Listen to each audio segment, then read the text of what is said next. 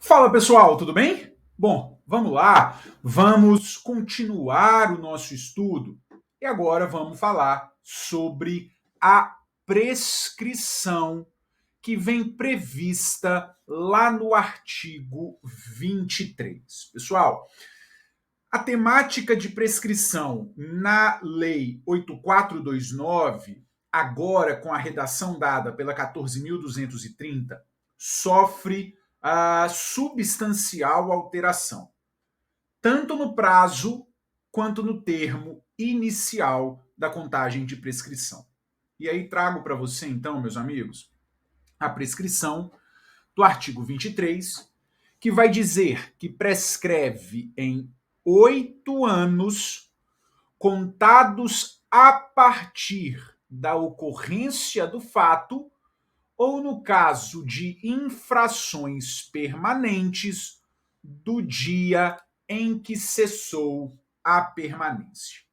Antes de nós chamarmos atenção, pelo que você que já estudou, estuda improbidade, já percebeu, só vamos relembrar como era no âmbito da 8429, pré-14.230, para você entender a relevância das alterações.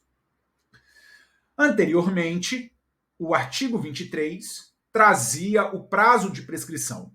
O mais cobrado era aquele do cargo em comissão e do mandato, que eram os 5 anos a contar do término do mandato ou do término do exercício do cargo em comissão.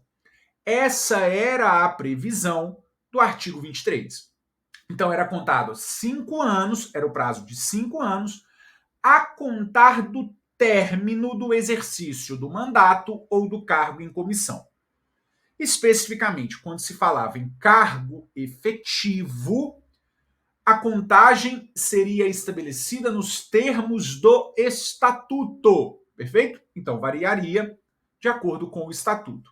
E ainda tinha o prazo da prestação, a contar da prestação de contas dos sujeitos passivos secundários, também no prazo de 5 anos. Isso acabou, isso mudou completamente, e agora, veja, o prazo não é mais de 5, o prazo é de 8 anos, e aí o mais relevante para mim, mais do que a alteração, para fins práticos, né? Mais do que a alteração do prazo, é a alteração no termo inicial, que aqui agora vai ser contado a partir da ocorrência do fato e não mais do término do exercício do cargo em comissão ou de mandato. 8 anos a contar da prática do ato ímprobo. E isso aí, pessoal, pode ensejar uma dificuldade na punição por improbidade administrativa, porque, veja, quando eu falo de mandato eletivo, quando eu falo de atos de improbidade praticados por agentes públicos, normalmente esses atos de improbidade são tomados como têm tomado conhecimento depois do mandato, depois que o agente público exerceu o cargo. E não antes, e não durante, né? E não durante o mandato, normalmente depois. Então, esse é um termo inicial que preocupa um pouco aqueles que criticam as alterações da lei de improbidade. Mas é o que aí está. É contado a partir da ocorrência do fato. E no caso de infrações permanentes, do dia em que cessa a permanência. Perfeito? Então, muito bem. Vamos lá, vamos fazer alguns comentários aqui trazidos pela lei. Diz a lei que a instauração do inquérito civil ou de processo administrativo para a apuração dos ilícitos, pessoal, suspende o curso do prazo prescricional. Instaurou o inquérito civil, instaurou o processo administrativo para a apuração dos ilícitos, suspensão do curso do prazo prescricional por no máximo 180 dias corridos, recomeçando a correr após a sua conclusão, ou caso não concluído, esgotado o prazo de suspensão. Então, instauração de inquérito civil ou de processo administrativo vai ensejar a suspensão desse prazo prescricional. Suspensão e não interrupção. Embora vá até ter a interrupção, nós vamos discutir, não é com a instauração do inquérito civil ou do processo administrativo, que vai gerar a suspensão. Veja que a suspensão do prazo prescricional vai ser por, no máximo, 180 dias corridos. E vai recomeçar a correr após a conclusão do inquérito ou do processo administrativo, ou, caso não concluído o processo, esgotado esse prazo máximo de 180 dias corridos. Perfeito? Veja ainda. O inquérito civil, pessoal, a conclusão precisa ser no prazo de 365 dias, podendo ser prorrogado uma vez por igual período, mediante ato fundamentado, submetido à revisão da instância competente do órgão ministerial. Encerrado esse prazo de 365 dias, e não sendo caso de arquivamento, a ação deve ser proposta no prazo de 30 dias. Perfeito? Então, muito bem. Isso aqui são prazos relevantes que você precisa ficar atento. A instauração de inquérito ou processo suspende o prazo por, no máximo, 180 dias. Da conclusão do inquérito ou do processo, e caso não concluído o processo, esgotado esse prazo máximo de 180 dias. O inquérito precisa ser concluído no prazo de 365 dias corridos. E ele pode ser prorrogado uma única vez. Mas veja, mediante ato fundamentado submetido à revisão.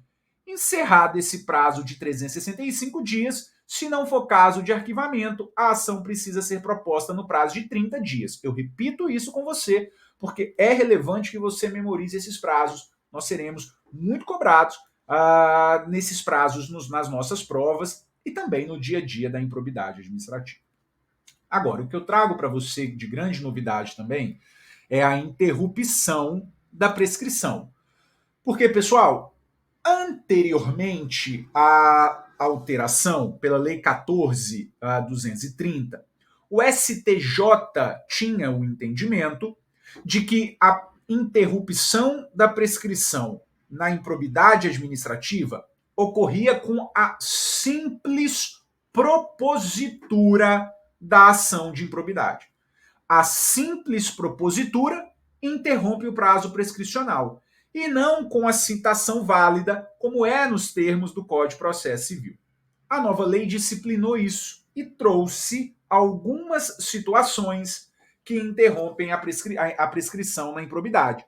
Dentre elas, mantém a primeira, o ajuizamento da ação de improbidade. Então, permanece como prazo, como situação interruptiva da prescrição da ação de improbidade, a propositura da ação. Continua como interrupção. Só que agora nós temos outros prazos, outros marcos de prescrição a ser interrompida. Então, nós temos pela publicação de sentença condenatória, pela publicação de decisão ou de acórdão do TJ ou do TRF, confirmando sentença condenatória ou reformando sentença de improcedência, publicação de decisão ou acordo do STJ, confirmando o acórdão condenatório ou reformando acórdão de improcedência, e a mesma coisa nos termos do STF, decisão ou acórdão do STF, confirmando acórdão condenatório ou reformando acórdão de improcedência. Então, cá entre nós, não vai ter grande dificuldade em memorizar. Nós temos o tradicional, que é a simples propositura da ação de improbidade, ou nós teremos decisões condenatórias ou que façam a revisão, que reformem decisões de improcedência. Ponto. Isso no primeiro grau isso em âmbito de TJ, TRF, isso em âmbito de STJ, isso em âmbito de STF. Veja, a primeira situação já é a tradicional, é o ajuizamento da ação de improbidade. Todas as demais situações já são situações de condenação, seja em primeira instância, seja em segunda, seja no STJ, seja no STF. Olha, em primeira instância, sentença condenatória. Em segunda instância, veja, TJ e TRF, que confirma sentença condenatória ou que reforma sentença de improcedência. Isso no TJ, isso no STJ, isso no STF. São marcos de interrupção da prescrição.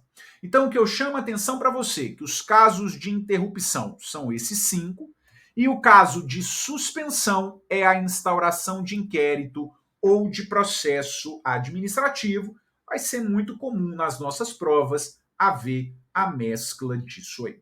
Perfeito?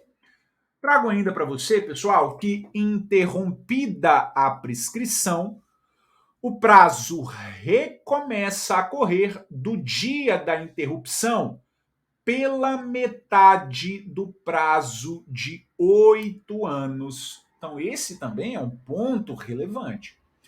A interrupção da prescrição recomeça o prazo, mas agora pelo prazo da metade de 8 anos, que é o prazo geral, né, que é o prazo tradicional, regra. Então, a prescrição interrompida, ela volta a correr pela metade. Veja que a suspensão e a interrupção da prescrição produzem efeitos relativamente a todos os que concorreram para a prática do ato de improbidade. Nos atos de improbidade conexos, que sejam objetos do mesmo processo, estendem-se aos demais a suspensão e a interrupção relativa a qualquer deles. Então, pessoal, veja o seguinte: essas duas situações são relevantes. Suspensão e interrupção produz efeito relativamente a todos, e não especificamente aquele que ensejou a suspensão ou a interrupção. Vai ensejar a suspensão e a interrupção relativamente a todos. E a mesma coisa, veja, no que tange a atos de improbidade conexos, que sejam objetos do mesmo processo, estendem-se aos demais a suspensão e a interrupção relativa a qualquer deles. Ainda veja que o juiz ou o tribunal, depois de ouvido o MP, deverá, de ofício ou a requerimento da parte interessada, reconhecer, olha, a chamada prescrição intercorrente da pretensão sancionatória e decretá-la de imediato, caso entre os marcos interruptivos transcorra esse prazo de 4 anos, que é o prazo que volta a correr pela metade. Então, não obstante a gente tem a prescrição geral de 8 anos, a lei ainda agora reconheceu a prescrição intercorrente entre esses marcos que a gente viu ali de interrupção da prescrição. Veja, o juiz poderá decretar de ofício ou a requerimento da parte interessada essa prescrição intercorrente quando passados esses 4 anos. Só chama atenção, então, que para decretar a prescrição intercorrente precisa ouvir o MP e o juiz pode fazê-lo de ofício ou a requerimento da parte. Perfeito? Muito bem. Pontos relevantes.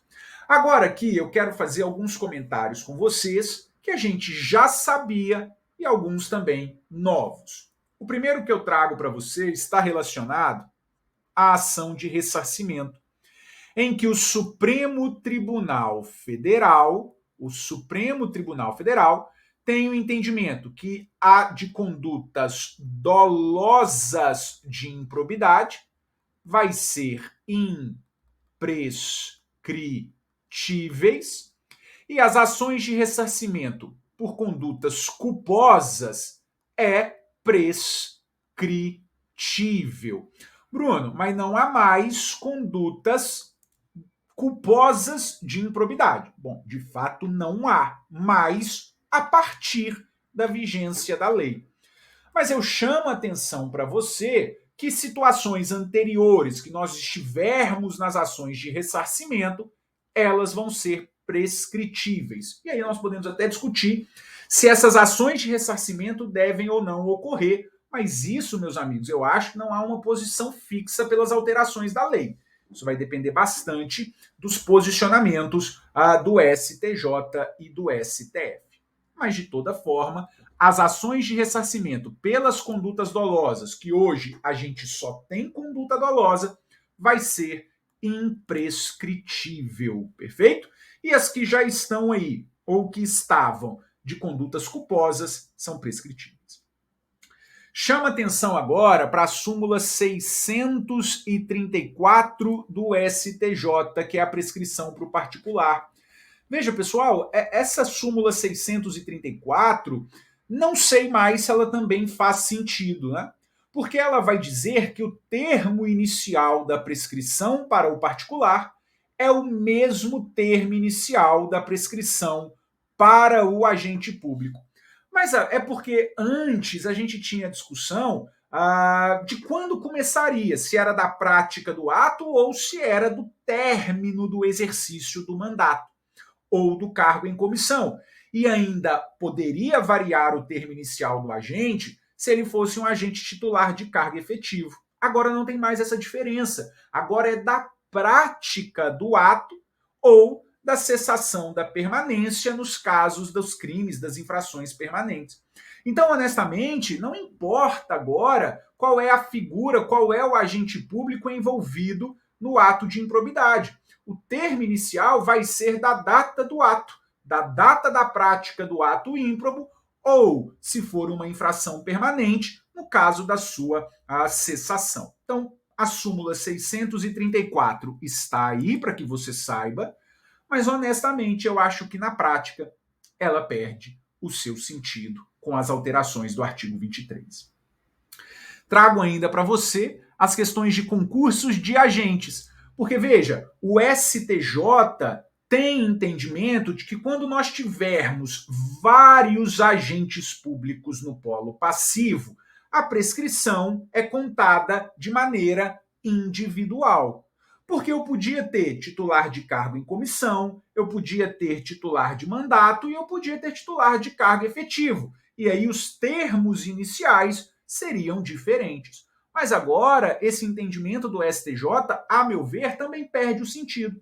Porque as ações de improbidade vão começar a ter o termo inicial de prescrição a contar da infração, ou a contar do ato de improbidade, né? Ou a contar da cessação da permanência, no caso de infração permanente. Mas eu passo esse entendimento do STJ para você, que no caso de concurso de agente, a prescrição é individual, mas honestamente agora com a alteração do termo inicial da prescrição e sem distinção de qual é o agente público envolvido, esse entendimento para mim também perde o sentido. Feito? Muito bem, meus amigos.